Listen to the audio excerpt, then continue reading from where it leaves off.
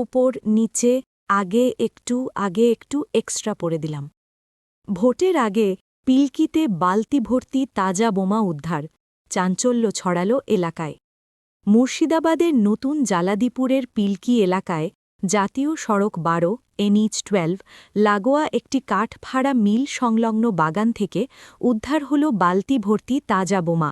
ঘটনায় তীব্র আতঙ্ক ছড়িয়েছে গোটা এলাকায়।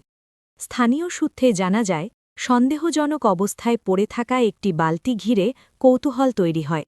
পরে খবর পেয়ে ঘটনাস্থলে পৌঁছয় শামশেরগঞ্জ থানা পুলিশ। তল্লাশি চালিয়ে বালতির ভিতর থেকে একাধিক তাজা বোমা উদ্ধার করা হয়। বোমাগুলি নিষ্ক্রিয় করার জন্য বম্ব স্কোয়াডকে খবর দেওয়া হয়েছে বলে জানা গেছে।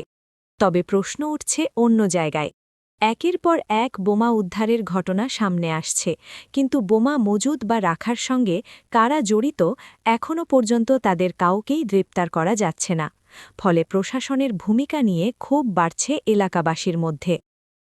পিলকির বাসিন্দাদের স্পষ্ট দাবি, যারা এই বোমা মজুত করে এলাকায় অশান্তির পরিবেশ তৈরি করছে তাদের দ্রুত চিহ্নিত করে কড়া আইনি পদক্ষেপ নিক পুলিশ।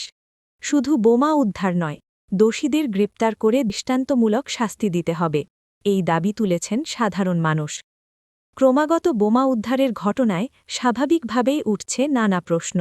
এ কি প্রশাসনিক ব্যর্থতা, নাকি এর নেপথ্যে রয়েছে কোনো বড় রাজনৈতিক ষড়যন্ত্র?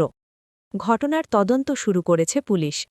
তবে এলাকাবাসীর একটাই প্রশ্ন, আর কতদিন শুধু উদ্ধার? কবে হবে গ্রেপ্তার? আমরা তো কিছু জানি না। আমরা সকালে কাজে লাগি, সন্ধ্যার সময় কাজ শেষ হয়ে যায়। রাত্রে কে কোথায় থেকে বোমা রেখে গেছে আমরা তো কিছু জানি না। সকালে এসে জানতে পারলাম, সিভিক ভলেন্টিয়ার বললো এই মিলের পাশে বোমা রেখে গেছে। তো বোমাটা যে কে রেখে গেছে আমরা তো আতঙ্কিত আহি, মিলের পাশে কি হবে না হবে। প্রশাসনিক কাছে আমাদের দাবি কি, কে বোম রেখে গেছে কোথা থেকে তাদের গ্রেপ্তার করে শাস্তি চাই। ভয় টিভি, মুর্শিদাবাদ।